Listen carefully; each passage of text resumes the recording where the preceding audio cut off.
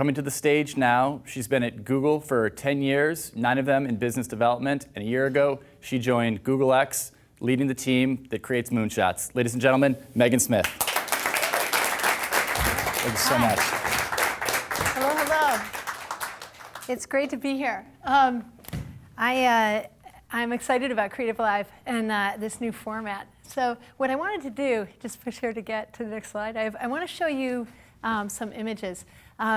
And the way that I want to do that is I'm going to take you through a bunch of just photographs and images of things that are happening in the world that I think are incredibly inspiring. Some of them I'm involved with, and some of them I'm not. But the main thing about them is that what's so exciting about the 21st century is it's really an age of creative collaboration. And we already feel that. We already know that here in the Valley and around the world.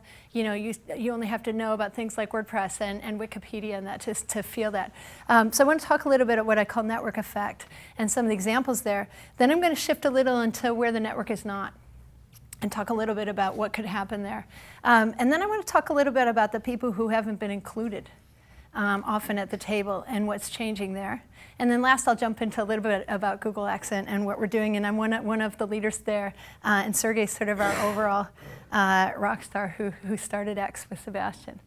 This is a couple years ago, one of the Google engineers took and hooked up this imagery, and it was a spinning globe in one of our lobbies to all the data centers. And you could see Google's traffic, and it became visible. And so I love showing this picture because it shows you just how networked and how connected the world really is. It happens to have colors based on language. So red is English. You see Spanish with kind of a yellow-green, and then green over with Portuguese. And really, wherever, you know, the islands, a little bit of French coming out here, wherever people are, there's a network. And the greatest change happens on network, of course, commerce and economics change, but also other things. And I always like to look at, you know, there have been networks before that have made great change. So just a shout out to, you know, the Silk Road. And I'm from Buffalo, New York, so I always give a shout out to the Erie Canal. A lot of people don't know the Erie Canal dropped the grain price for getting grain out of the Midwest by a factor of 10. So huge economic impact on the United States and getting goods into the inside of the US. But one of the things that also happens along networks, as we know from watching Arab Spring and other things, is networks allow information to become adjacent. And really, the internet has allowed so many adjacencies. Before, with the earlier networks, people were traveling, so it was a little slower. But now it's almost instant adjacencies. And so in this case, to me, it feels like point of view became adjacent, and people were able to act together. Of course, there have been many movements in the past that have happened in a similar way, where adjacent point of view have to come together. This is one that happens so quickly because of the impact of digital technologies for people to cross-share. This is an image of an incredible march that took place in Colombia. It's less well known, but this is a march against the FARC. And it's happened twice in multi-cities, and it came from one Facebook group of 500,000 people. So just an astounding reaction of people saying, let's collaborate together to stop what we don't like happening in our country. And one of the things that I love about the millennials and some of the digital natives after them is how they organize using the web. This is from a couple years ago. It's a web screen from an Alliance of Youth Movement Summit. So if you could imagine the organizers of Tiananmen Square, the organizers of all the different youth protest movements that have happened, being able to have a best practices conference, they actually got together. In this case, they got together in New York. They webcast everything they were doing. All of these groups were able to come together. One group, one country wasn't able to leave the country. The rest were. It was just an amazing thing. And so you see how not only are people doing specific action, but they're also taking it a toll at the level by collaborating together. This is next image, so coming up. There. This is an idea of adjacency, which is things that data becoming adjacent or things that we know. Wikipedia is a great example of that, things that people know, being able to share with others. This is one of my favorite examples of progress in places. One of the engineers in Bangalore came up with an idea to allow people to share their mapping information, and only about 30% of the world is actually mapped. And so if you live in certain places, has anybody ever been, going on a trip and you surf to that place on the maps and there's a line and a million people live here, but you just see sort of a couple little lines and you need more information. Also for the people who are living there, they need more information for ambulances, for commerce, for other things in that community. So this is what the tool allowed the people from Lahore, Pakistan to do across basically 6 months, put themselves on the map. And what's interesting to watch is the activity. This is a tool called MapMaker. It's integrated into RGO tools now, and you see it with OpenStreetMaps and all different maps. This is the activity that's been going on. We used this when we started Google Crisis Response for several countries where you could find diaspora people who would help look at the satellite images and quickly have mapping parties. This happened with Sudan in the elections, to make sure that the maps would be available for then other people who mash up on top of them like Ushahidi.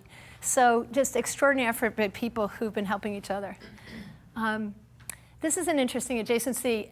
Are people familiar with Google Book Search? Yes? No? Do you guys know that? So it's where we've been working to scan all the different books that are out there, worried about information on the web is not the only information. There's incredible information in books and television and all kinds of mediums. So we wanted to be able to search across the books and then for those under copyright, provide information that they exist, little sampling, and for those out of copyright, you would be able to get the book. This was a very cool database that somebody put up where you could search for words in all of the books that had ever been written that were scanned. Like, when were you ever able to do that? When was the data of all books in all history adjacent? And so you can look at trends in humanity, and it's just stunning to see. This was when the New York Times folks, it's ngrams.googlelabs.com if you want to try it. They were looking for the word women here from 1800 to 2008 in English, and this was sort of lack of the use. And then as the modern women's rights movement came, you saw the trend to say men and women instead of only the word men for all people. Just really interesting, and that's a great tool to play with. Another adjacency, especially when you think about climate change, all the information about our planet. There have been incredible Landsat satellites watching our planet and satellite imagery that's there, a lot provided by the government satellites, sitting on data tapes. And so the Google Earth team and this idea called Earth Engine was able to take those tapes and make it a live data set, and they've been sucking those out and putting them on. This is a forestry image from Brazil. This is 1975. 89 and 2001, you can see the logging roads. It would be very helpful for these very scientists. In this case, the groups in this project are Amazon in Brazil, Carnegie. People who are incredible can run algorithms against this data and tell you what's happening from a forestry perspective, from a water perspective, with the resources in our world. So thinking about it as the data of our planet, so you can see how you might better manage, how we might better work with the Earth. One of my favorite things is Khan Academy, and this is an older screenshot for those who are familiar with Khan. I just love it because it's so dense. Now he's got it sort of divided up, but he just started teaching online. And many people, have people taken Khan Academy classes here? A couple of people have, fabulous. An amazing contribution, and so to me what this slide represents is all world knowledge will be available online. In some cases for free, in many cases for free. And just an amazing resource for everybody. And as we see education change. This is an idea around talent. So these are incredibly talented computer science teachers. We happen to do this at Google. We bring computer science teachers together, CS for high school. But these guys are doing great work with kids. And so getting them together and having them collaborate on curriculum for a weekend and then cross-share the best stuff and then put it up on the web and cross-share it back. Incredibly powerful way to transform education by taking master teachers and putting them together and then putting it back on the web. Are people familiar with the MOOCs? The massive online courses. Daphne Kohlers, the CEO and founder of Coursera, she has a wonderful talk on TED that I encourage people to watch. This is an example, when you're normally teaching, you kind of have this bell-shaped curve idea. Well, about half the class might completely get me, half might, we leave a lot of people behind. And it's not the best way to be teaching. What's interesting is that as they've been doing more online teaching, allowing flipped classroom where maybe the lecture happens at home and you can work the problems more collaboratively at school together with your classmates, you can then, when you're watching the lecture, rewind and fast forward. You can do quizzes in between. So it's not so, instead of having these incredible teachers who could be coaching, forcing them to be lecturers, and having kids kind of who might not be absorbing it in that way, become bored. It's a bad model. We can transform that sage on the stage model into coaching. And so what's interesting when you do that, what they've seen is a total transformation in who gets the material. You could intervene for 2 people. You really can't intervene for half the class. That's a very exciting change. The other area, I'm on the board at MIT, and we're incredibly excited about not only the change in lecture hall, but the change in hands-on. And so hands-on still is mostly happening physically with people together. This is First Robotics, which is a robot contest. This is the high school competitions. There's 73 regionals, thousands, and 23,000 schools involved. And there's, but it goes all the way down to kindergarten. And so you see with this, kids doing hands-on learning and then going and getting instruction in other places. And I think we're seeing huge transformation here, not only with things like First Robotics, but also the Makers Fair festivals and that. The one issue we have, of course, is this isn't in the classroom during the day. It's all after school in most cases. And so probably about 1, 2, 3, maybe 4 million kids in the US have access to this kind of an experience, and we've got 60 million. So again, if we can free up the teachers out of lecture, they can start to do this kind of experience with the kids, and we can really transform our society with letting the kids be inventive. And then this was I stole from our son's 2nd grade, which is what I call sort of thinking about what are the 21st century skills, making projects and being collaborative. You have classic things you think about school as math, language, arts, science, etc. But really, in addition to the content, we need to learn to collaborate. We need to learn inclusion. We learn to appreciate difference and think about teams. We need to have passion. Our kids have a 3rd grade teacher has on the wall, in effort there's joy. And it's her main goal, that they would feel that. And that's how we feel in Silicon Valley.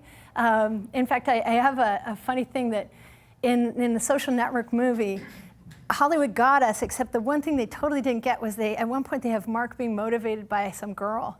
And I don't know many people in Silicon Valley who are motivated by a girl, but we're all obsessed techies, and we want to build these things because we're passionate about doing that. And so learning passion about what you want to do in your life, in this case academic passion, is really important. And I think getting more hands-on stuff for the kids is key. So huge trends. These happen to be superheroes, and then people you want to avoid, like Was Funny Once or Rockhead, et cetera. So using, adapting curriculum, very inexpensive, but very, very resonates beautifully with the kids. Another thing that I wanted to bring up that's changing is kind of connection across the world. This is a group of incredible developers in Herat, Afghanistan. I was able to go to Afghanistan with Google to work with many of the technologists there. DoD hosted us. And we went to Herat. It's 80 miles from the Iran border. And if you think about the global developer community, the programmers, and there was about 18 million programmers, there's a culture that unites that group all around. And so these people, they were just graduating, they founded 6 new companies. I just think that's incredibly hopeful as you watch this group internetwork together. And they're using the same collaborative tools. So very much a Silicon Valley effort in Herat, and that happens everywhere. There's also this movement of, like iHub Nairobi. So you see a movement of sort of these start centers, like we have right here, south of Market, all over the world. And you see them in almost any city. If you ask someone, in Buffalo, I know we have one. So it's exciting to watch that movement. This is an image from a conference that the Google Ideas team organized. And what they do is try to get people who might not gather. This is a group of former violent extremists, people who were formerly in Al-Qaeda or in LA Gang or in white supremacist movements or in just different movements, some people from every continent who had been involved in real violence. And in fact, of the 50 people, I think we estimated maybe there might have been 500 years of prison that the people had served in their lifetimes. But these people had all transformed their lives. So it's very valuable to get them together to cross-share information about how did they get into this. Now that they were out, how can they reach back? Many of them were doing programs to reach back to youth to get them not to become propagandized into the different gangs or extremist groups that they had been pulled into for whatever reason, and to understand how that had happened. They were also joined, we were joined by 20 survivors, including the woman who lost her legs in the London bombing, the mother of the 20th bomber of 9/11 bomber. I mean, really incredible people who have been touched by extremism directly. And so it was an amazing conference. And so I bring this up because it was a physical meeting, but now they're digitally connected and they continue to work together, not only small groups and individuals, but as a larger group, and to bring their own stories for other people as well as collaborative ideas, which could really change things. Today there was an announcement around domestic violence and about how devastating domestic violence is, and the statistics that came out were 1 in 3 women are subject to domestic violence. This is a movement that happened from the V-Day group, who started this idea of a billion rising. If 1 in 3 women are hit or raped or abused in some form, that's really 1 billion people. It's a very large number of people. And so this was an idea to start a global movement. And so one of the things we're seeing is this transition for women, both professionally, lots of things, but also this idea of stopping the violence and stopping domestic violence. Just interesting to watch those changes.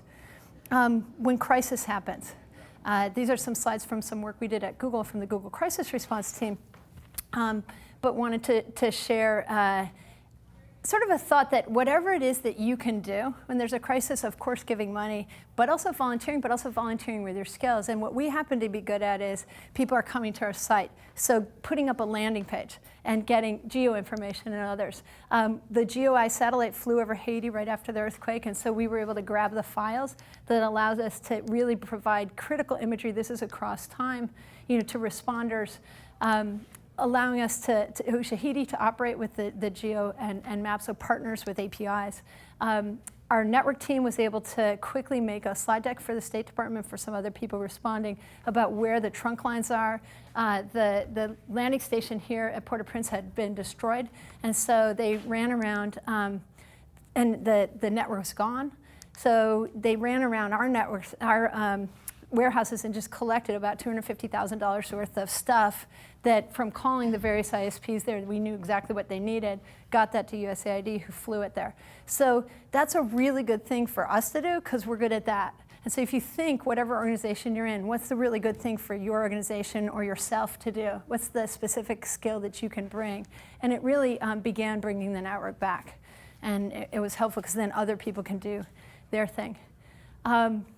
So I don't know if there's questions, because I'm going to flip, and I'm open to questions at any point if people are responding. But I'm going to flip into the next area, which is, I was showing you where the network is, but I wanted to really be acknowledging of where the network is not. And it's really astonishing when you see the globe spinning in our lobby, and you see spin around, and here is Africa. And here, it's not time of day, because look at Europe. In all the different languages, like a rainbow of colors of languages. But really, people haven't gotten the network to the 900 million astonishingly talented people who are not in the global conversation, right? And so the lines where there's connectivity are as big. The conversation's as big, but it's really, really isolated. So I wanted to share this map, because this is 2005. And as of 2005, this cable, because it's a pink color, it's planned.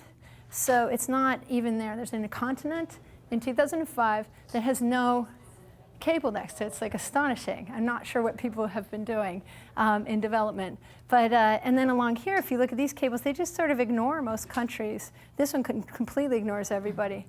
So that's pretty depressing.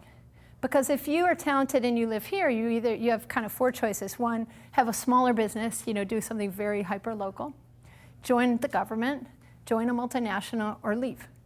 And so there's tons of brain drain that's gone from this area, as well as people doing great things that they could do at a bigger scale if they have proper network. The exciting thing is that the telecoms and the mobile phone is really changing the dynamic a lot. It's still a data and a text world, or a text and a voice world mostly. So you see amazing carriers. Not all countries have opened, but many have. So you see 60, 70, 80% mobile penetration. And you see high-end phones and small phones and others. But in many countries, you're still suffering from this kind of satellite dish idea, which is most of the data network, if you live in these countries, is coming from a very expensive pipe and not from regular pipes. But the good news is that's changing. And this is a much more current map. So you see just Cables have come down on each side now. They're connecting in. People are cross-wiring. Certain countries like Rwanda are way ahead. Kenya's way ahead. Very, very exciting.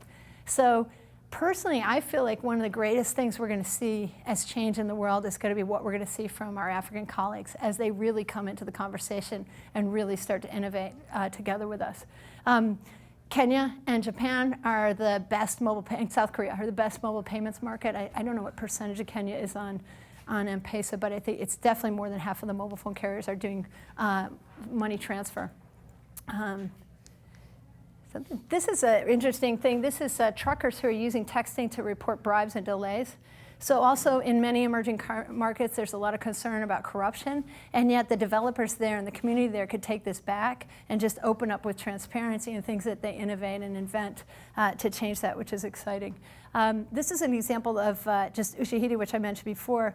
Incredible social innovation. This is the mapping technique for reporting all kinds of crises. So anytime there's a crisis in the world, these guys launch an instance and people start reporting. It allows you to report from text on your mobile phone, call in, or more higher-end solutions. But incredible group who continues to innovate, and they've got several new products people should look at.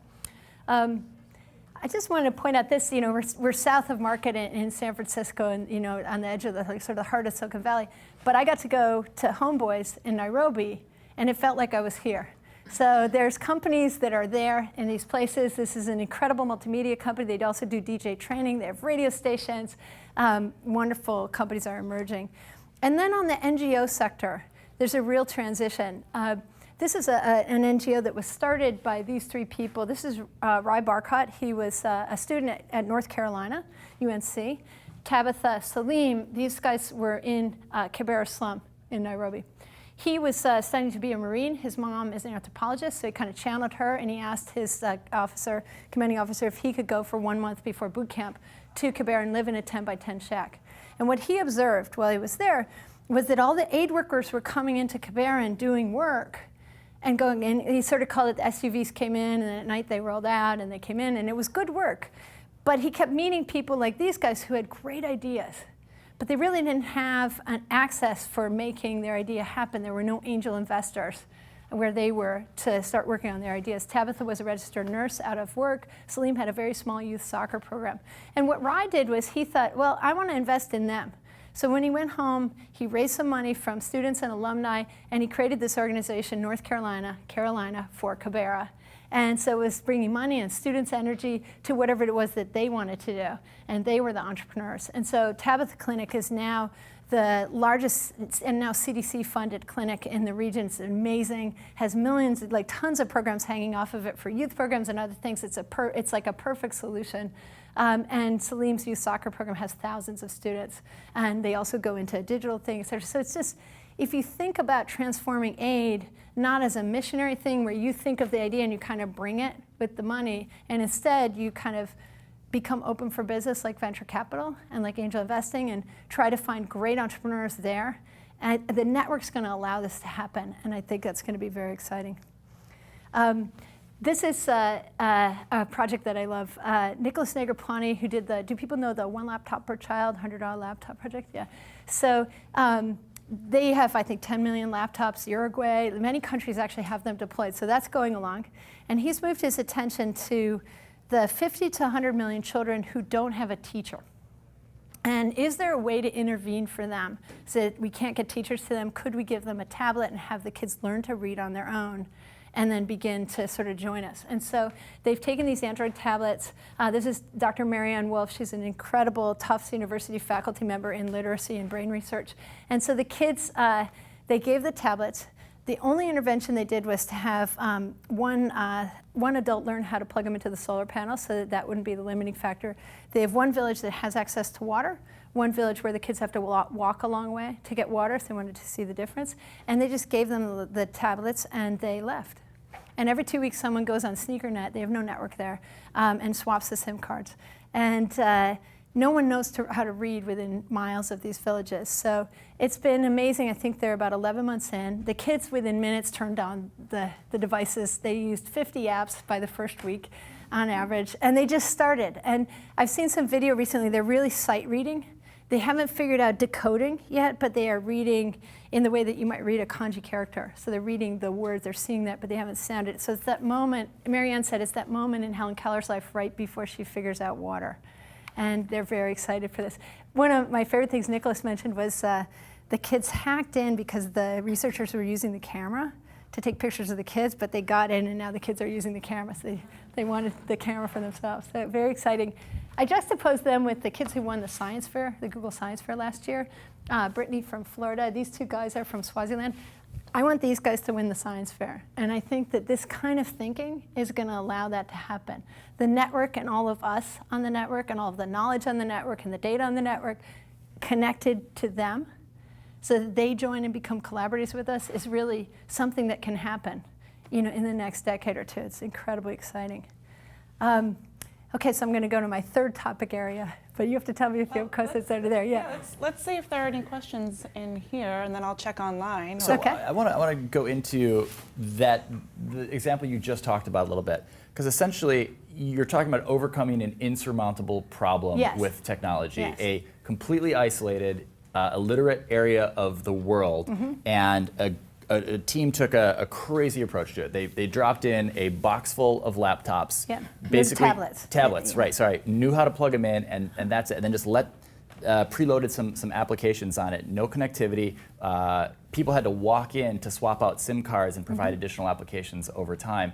And the local culture of children taught themselves are learning how to read with no teachers, just Right. some preloaded applications. And it would be better if there were teachers to teach them, but in this place where we're totally absent from teachers, what's the Yes. intervention? What are Right. we going to do? It's what's the first step you can take, and the saying is perfect is the enemy of the Right. good.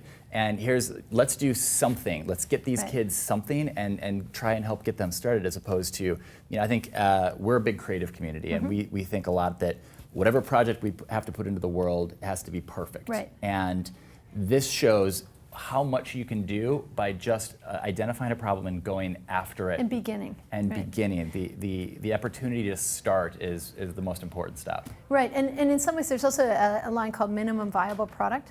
So in some ways, like you're saying, like, do you have to have this perfect thing that teaches? Well, we don't know, and nobody, Marianne, this incredible faculty member, people haven't invested, but we have had Sesame Street and Mother Goose and a lot of stuff with all the apps that we would put on our kids' Right. phone or our kids' tablet, if they were in this case, probably a little more for a preschool kid because we're bringing kids online for literacy at that age group, but we also might take some older kids' stuff, Electric Company, et cetera. Remember, all the Sure. words and letters and things.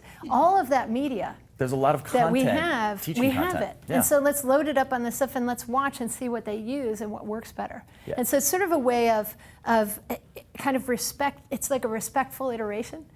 It's thinking that the network might help you design. Right. They're co-designers in this, and it's better than zero. And it's not perfect, but they can help us figure out together collaboratively what's going to work. And in fact, what might work for different kids. Right. And the two examples, this one and the previous one, are both examples of if you give a man a fish, he eats for a day. If you teach a man teach a man to fish, he eats for a lifetime. And I guess your previous example about incorporating, men and women as language is probably what I should be using.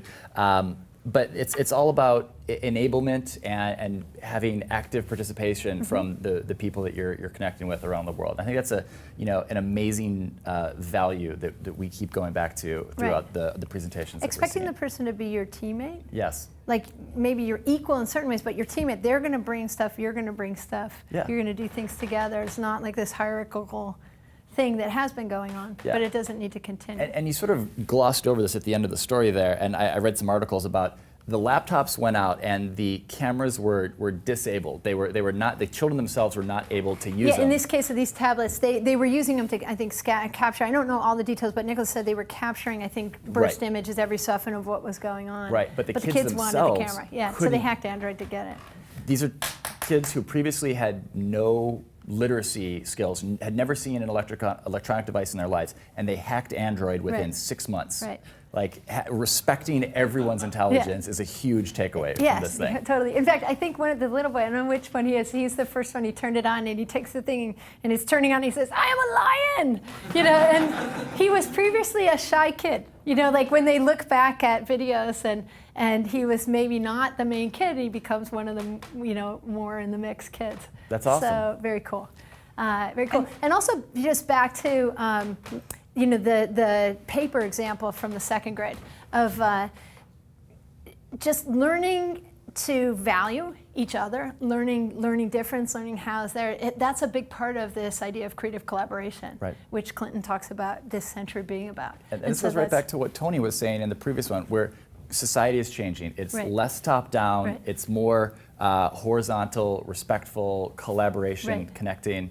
I think Kenna has a question from the internet. Well, I did. It was very follow-up to what you were just talking about, and it's from Liz Gebhardt, who says, how do you take learnings from one community growth-enabled program like this one and use them as best practices to help other programs be even more successful? Are there these commonalities that can be shared among different teams in different goes in different countries? Very much so. Sometimes I think of them as bright spots. I'm always looking. I work very much in the beginning of things and try to get them ramped, and once they're settled scale people who are awesome at that, You're take a creator. that up early. But I'm always looking for the bright spots like this, like, holy cow, that could really work. And maybe it's not perfect now, and Marianne's, sees like they're not exactly there, they're close, and they're gonna learn what the curriculum is. But yeah, then some iteration of this should be rolled out to many, many, many children around the world. I was part of, not related to Google, but I was part of starting something called the Malala Fund for Malala Yousafzai, who was shot by the Taliban, and her father Ziauddin, so that they, similar to the Carolina for Kibera, they would lead us in what we should do in Swat in Pakistan and getting kids to school. And I was talking to Ziauddin about this, and he's like, oh my God, there's so many kids in Swat who have a teacher once a week. And if they had this, that would change their lives. And also from a security perspective, having alternative points of view, even locally, not other people's point of view from outside, but having that adjacency that people near you have different points of view. In the beginnings of whether it's YouTube-like video sharing or blog posts or Twitter or whatever, anonymous or not anonymous, hearing that from each other would really change the destiny of people who might be isolated from information and might be hearing only one side of something and are quite kind of victims of a lack of information. And maybe they become enemy combatants, but they actually were victims. So, interesting change. Okay. More questions? Great. Yeah. Okay. So, I'm going to shift gears to the Erie Canal. And similarly, the reason why I'm bringing up the Erie Canal is because many social change movements happened along the Erie Canal. And in fact, the abolition movement and the women's rights movement, early women's rights movement, are really centered in many places along the canal. Elizabeth Cady Stanton's house is, from here to the back of the studio from one of the locks. And so I was going to jump into this, but I'll go here first. In 1848, she and Lucretia Mott and several other people from a small tea that they had organized something called, organized the first Women's Rights Convention. And I wanted to share this because it's a fundamental document in our country, but we never learn about it, which is interesting to me. It's called the Declaration of Sentiments. Has anybody here ever heard of it? Yeah. Yes. Okay, 1, 2. So I counted up there with like the Emancipation Proclamation and those kinds of documents, Declaration of Independence. And what Elizabeth did was she took Thomas Jefferson's words, we hold these truths to be self-evident, but she added that all men and women are created equal. Let the facts be submitted to a candid world. And she outlined these sentiments, which were all about the lack of women's rights in many different spheres. Lack of access to certain kinds of jobs, lack of access to, if you were divorced, your children were gone, being dead in the eye of the law, etc. So, and interestingly, signed 2/3 by women, 1/3 by men, including Frederick Douglass, who we just dedicated a statue to him in Washington, I think, earlier this week. Amazing American leader.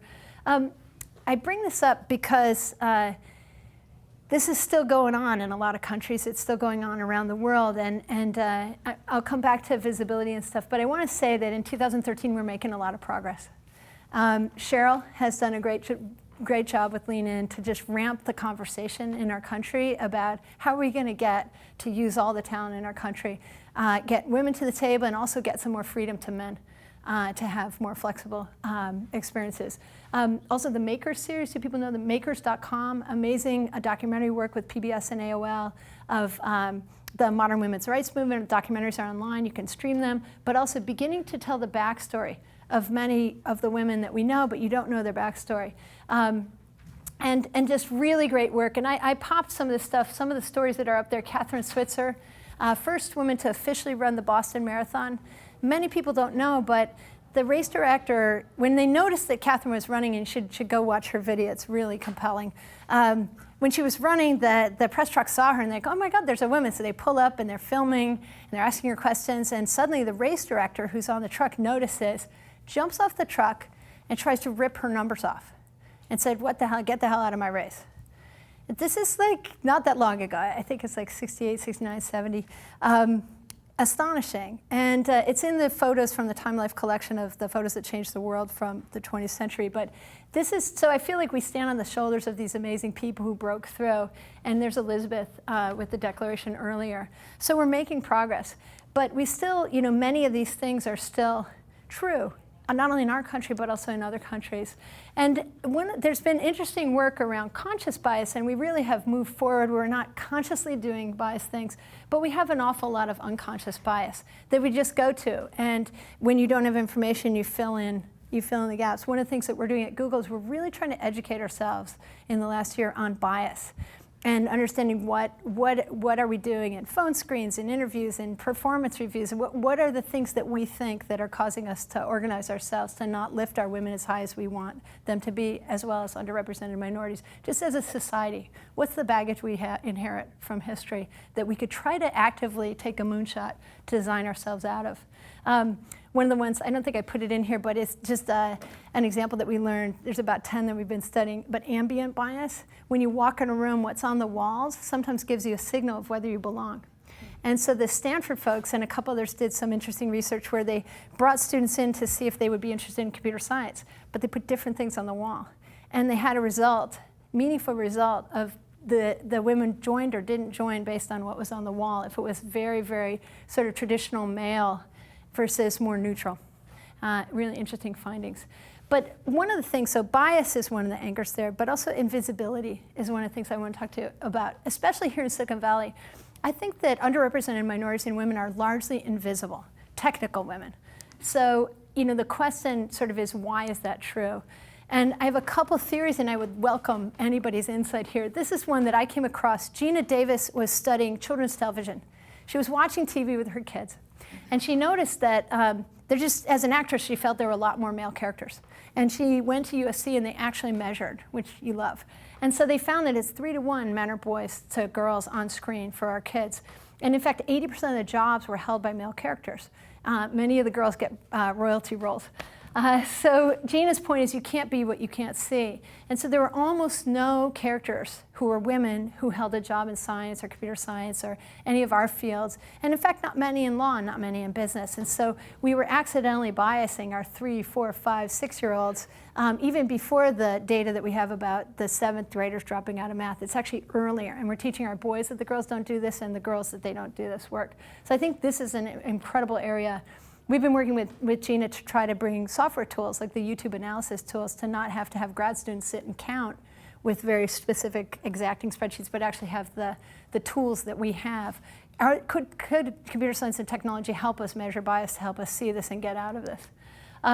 Even a simple thing, this is a Pottery Barn catalog that I was looking at. So they both have dressers, they both have butterflies, they both have books, but the boy gets the microscope.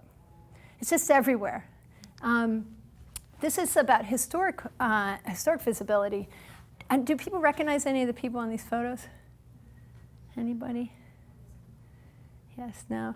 There was an entire astronaut corps of women. Astronauts are some of the most celebrated Americans.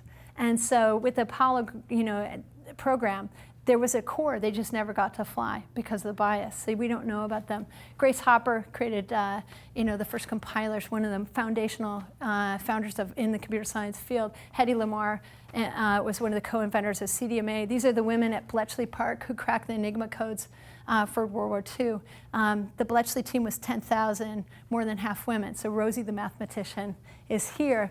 And then these are the ENIAC programmers. During World War II, University of Pennsylvania signed up, was part of the whole calculation of ballistic tables, et cetera. And there were 100 women who were hired who were computers. That was their job, like lawyer or architect. And so these are some of the computers. And when the ENIAC, the first digital computer, the ENIAC, was completed to do this by machine, they went and got 6 of them.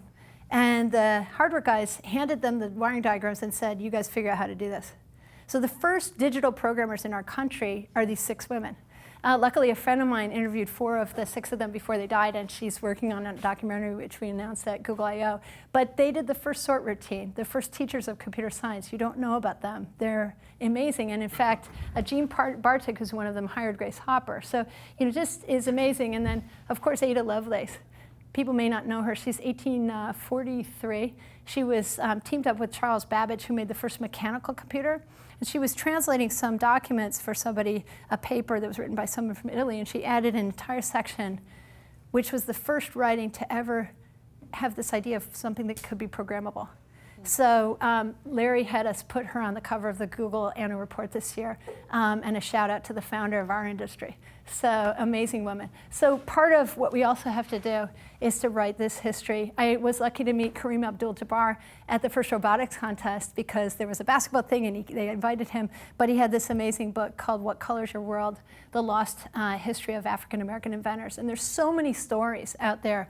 The blood blank inventor, there's so many inventors, but we only have been taught by our textbooks through bias of one member of each of the groups. We'll have one woman, one African American, one Asian American, and have sort of really not told our own history well, which makes it hard for our kids to feel like they can do these things, when in fact, through all of history, maybe they weren't the majority, but they were there. They were maybe in the 10%, but they existed, and they did profound work that moved Silicon Valley forward into where we are today and our world to where we are today. So another important sort of point I think we need to take. And then for amplifying the bright spots, here's 2 great ones. Harvey Mudd College and also some work at UBC went from 15% women in computer science to over 40. They're at 44%. They even have 43% women in the class. And what they did was they asked the girls, why aren't you doing this? And they thought computer science didn't have impact. They didn't see the impact. They didn't feel confident, and they thought it had a lot of stereotypes. Like they didn't want to hang out with those people. They thought it was lonely and boring. And they really worked, and they changed all the curriculum, and they pulled the kids in, and the kids are thriving. It's very exciting.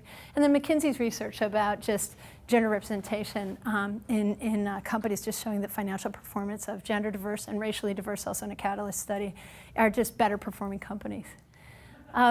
And something we've been doing at Google is at Google I/O, traditionally the tech events, Google I/O or the Apple Developers Conference, Microsoft, these conferences are very dominated by the men on the stage. And so we've been really trying to get women more visible. And we ran a session called 7 Tech Makers and a Microphone with TED-style lightning talks from rock star techies. So that's another strategy, which is let's make, even if the percentages are lower, the absolute number of women are good, and they're doing astonishing things, so let's make them visible. And we also launched Makers at Google, so some URLs for people. And just incredible also for those who are not already in here, resources online.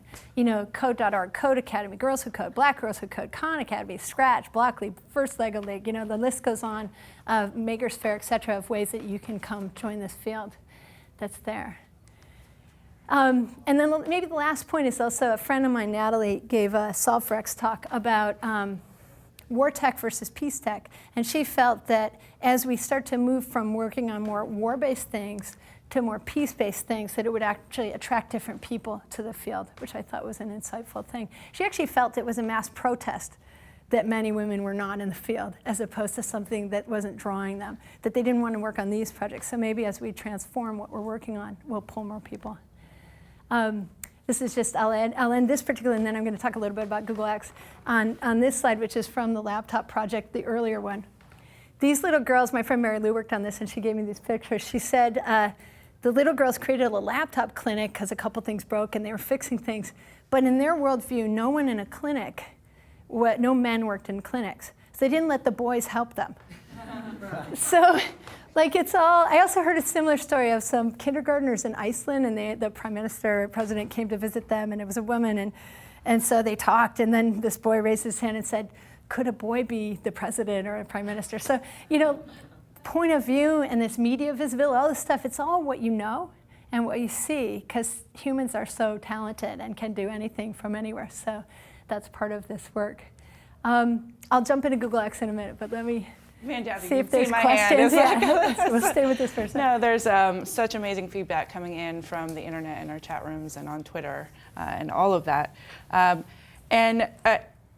There's a number of things I want to ask you, but I'll start with Mark in San Jose, who says, can you talk more about, traditionally middle school or high school girls aren't themselves much into technology and coding, and what can we do culturally to change this? Right. You've listed out a number of amazing organizations, right. But from kind of a flip. How to change it, yeah. Yeah, culturally. I think there's two really interesting things to do just based on bright spots that I've heard of that I think you just amplify. So one of them is we need to get these experiences into the core curriculum so everyone just has to do them.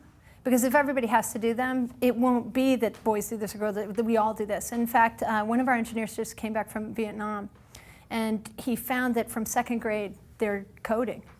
We're doing some research to see how widespread it was. Many schools. He's trying to figure out, is this nationwide, is this a region? But from second grade, and in fact, he was in an 11th grade class.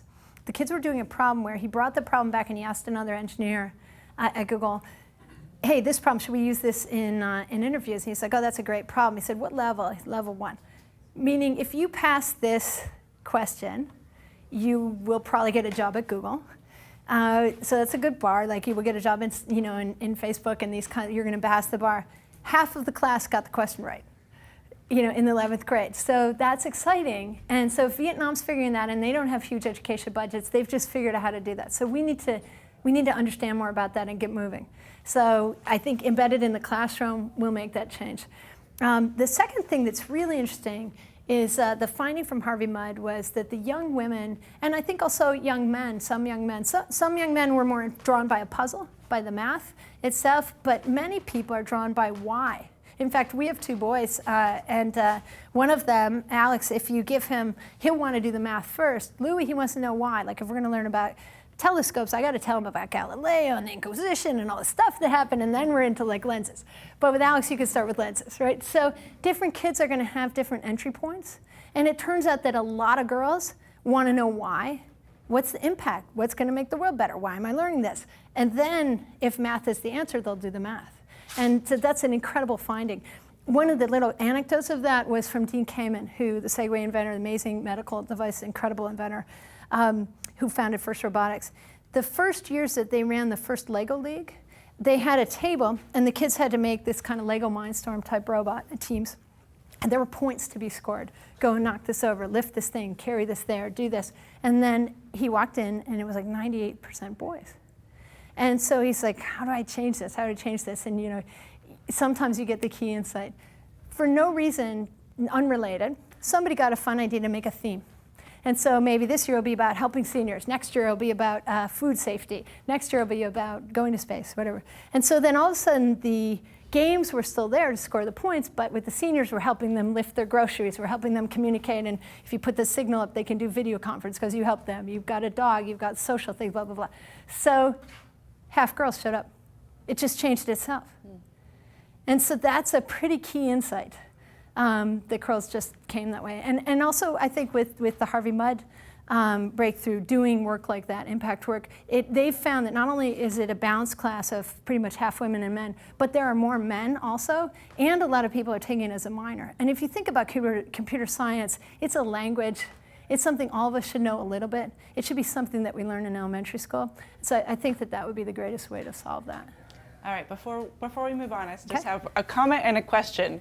So a comment from Ruth Kalinka, who says, I was feeling burned out after 7 p.m. for her on Friday, but I kept CreativeLive on in the background. Wow, Megan Smith just got me sucked right back in, especially loving the coverage of visibility. And I'm seeing that over and over in here.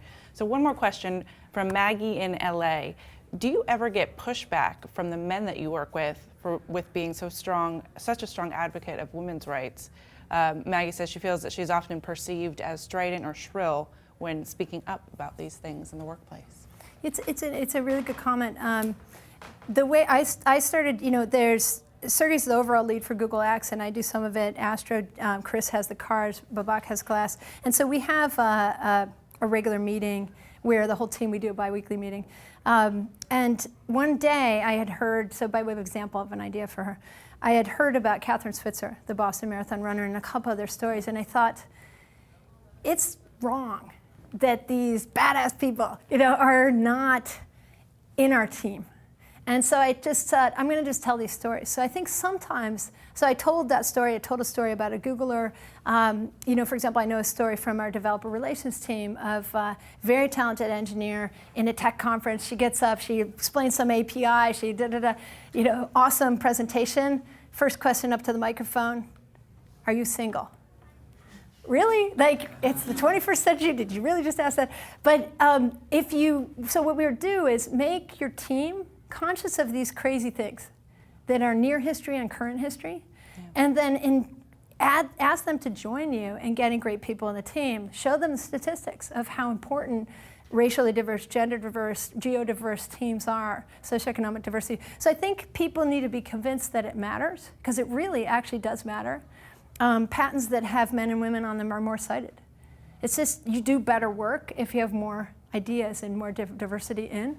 And so I think sometimes it's perceived as shrill. Cheryl has a lot of insights in her book. Women as they rise become less popular. People don't like them. They call them bossy. And it's something we have to work. That's why I brought up the bias stuff. Because we don't know we're like a little bit in. We have some insights. We can teach ourselves some things. We really have to study ourselves and debug this. And really debug our society, because it's really silly to waste talent, and it really matters. And so I encourage her to keep going and try different approaches. Well, thank you. It starts with awareness, right? Yes. Thank you.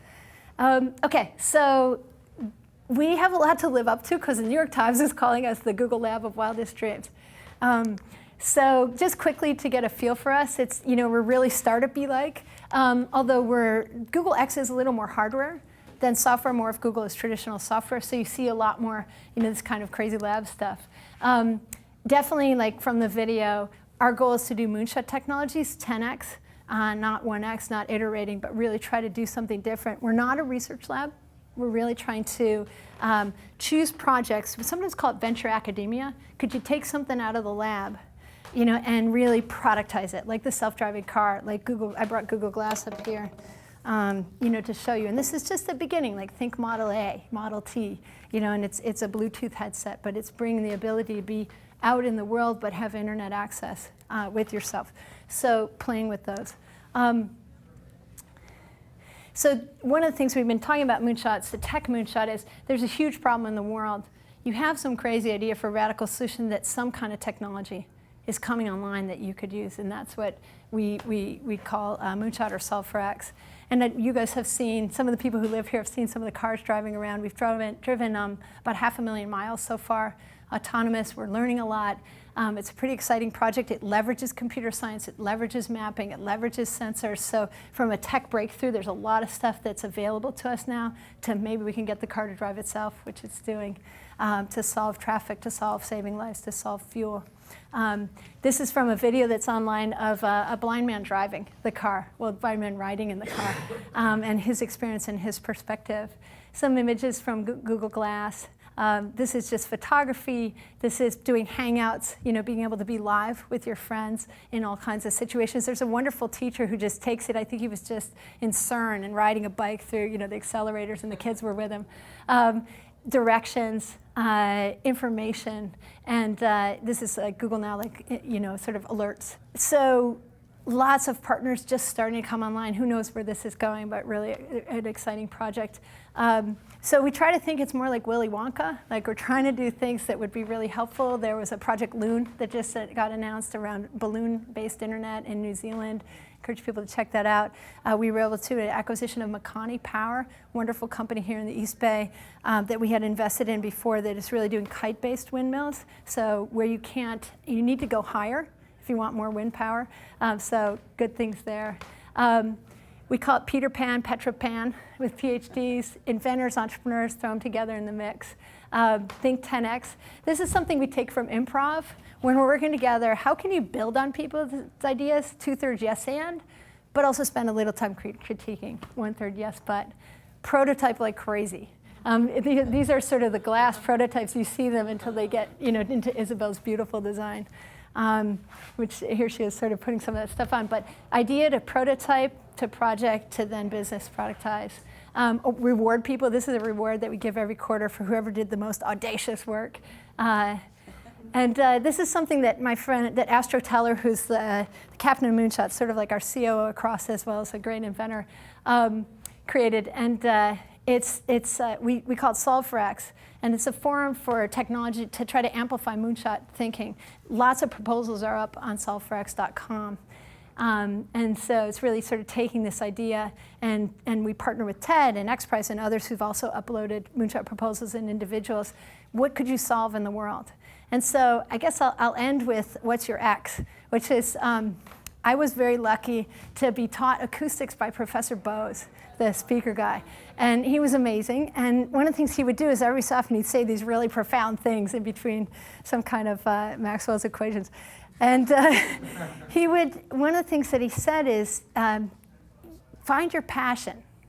If you find your passion, you can be unstoppable. So what's your X in the world? Almost like if you could imagine, instead of going to college, what's your major? It's like, what's your problem?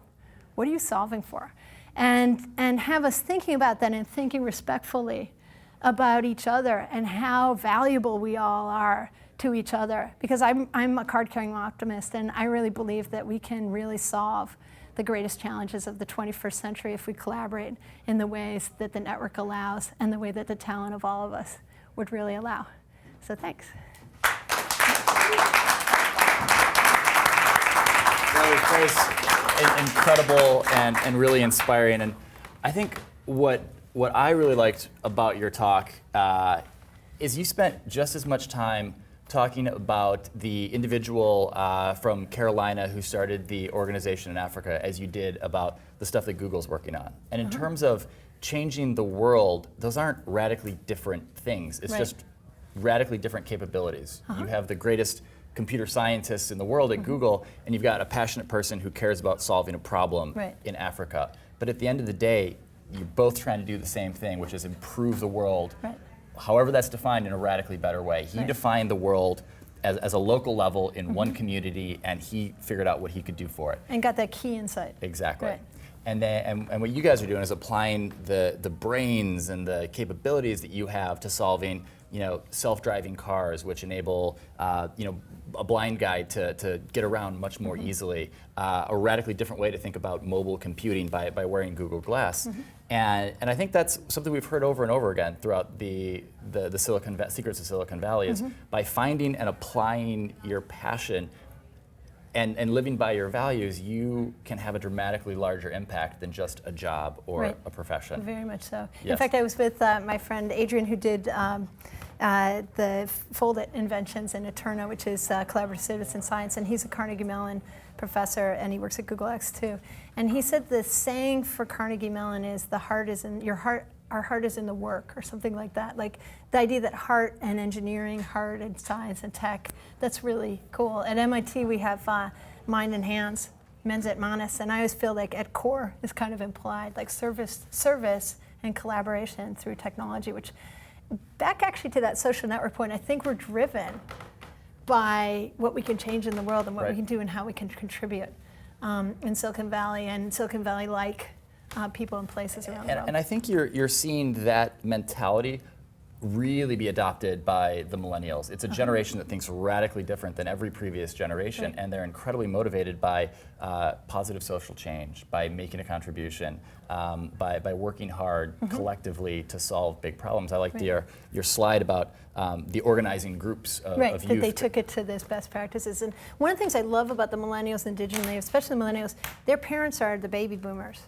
And so there's a connection because they're connected, they federate really fast with each other. They federate with different generations to get resources. They include them. But also their parents were the Vietnam protesters and the people who made women's rights so many changes earlier. And their grandparents are the greatest generation. Yeah. Right? So what the millennials are doing is really bringing the best of all of us across the generations and using the network so effectively because they're born with it.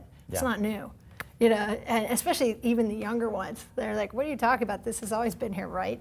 No, it hasn't. But it hasn't. But for them, it has. Right. And so they just think differently. Yeah. And they think more collaboratively, and they think flatter, and they think more federated. You do this, I'll do this, you do this, you do this, and we're done. Right. Right. Any, so Kenna has her hand shooting up. Well, so again, Mark in San Jose says, I'm very interested in Megan's career path. I want to be her. Could you speak? My dad, one time my resume had adventure on the bottom. My dad's like, that's the most important word on your resume. I can see go that. Go for adventure. I can see that. Life is who you travel with, so work with great people. Could you talk a little bit more about how you got to where you are today? Yeah, you know, I grew up with very cool, they weren't quite hippies, but they were forward-thinking parents. My mom started the bike club for Western New York and did many cool things in our community. My dad started the recycling center, and they were really sort of very active. And so I had role models of people who were making change in the world that was helpful to me. And sometimes outside the world and sometimes within, changing from within. They did all the bike routes in Buffalo, et cetera. Very local. And so then I was lucky to get to go to MIT. I did a lot of science fair stuff as a kid, a lot of stuff in green energy. It was like the Carter Reagan time, and we were trying to solve that. Because a lot of that funding got shut down, I went to the MIT Media Lab, and that's how I ended up doing much more like this technology world. I went to Apple Computer in Tokyo, and I encourage everybody to work in other countries. It's one of the best experiences you can have because the learning curve of the business world, but also the learning curve of the culture you're in will really help you.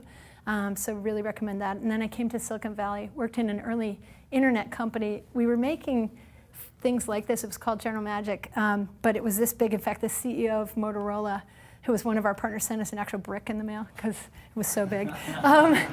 But interestingly, Andy Rubin, who's the founder of Android, and Tony Fadell, who created the iPod and that led to the iPhone, were both there.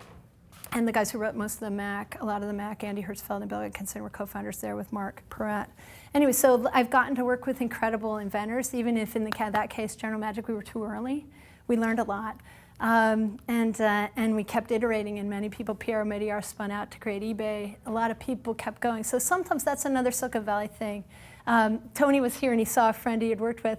One time I talked to an executive, and they said, a Japanese executive, he said, I don't think of Silicon Valley as different companies. It's just one company in different divisions because we all move around and we iterate and we come together, and some project doesn't work, but in the next form it does.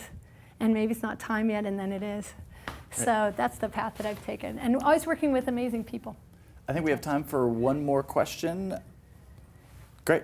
Hi, I'm Maxim Thorne. I loved your comment about visibility, and I loved the way that you braided Frederick Douglass and the women's rights movement, because I think the notion of confirmation bias is so important.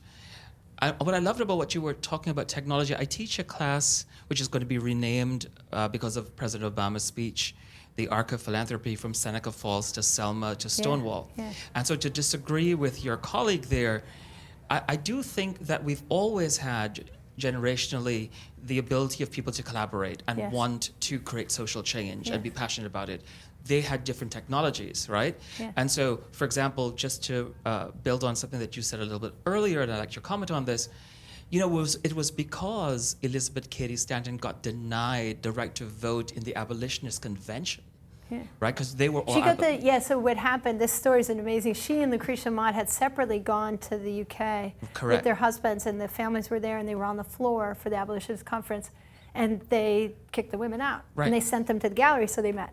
So that began the women's rights thread. Right, and it was because of that that Frederick Douglass felt that was outrageous. Yes. that they couldn't, and that's why he was one of the signatories. And they were all great friends. And one of my greatest things, back to adjacency, there was some of the old news articles came online and some of the Google News, and you could look through the archives and you could search their names, and you could see old New York Times articles, other articles of them.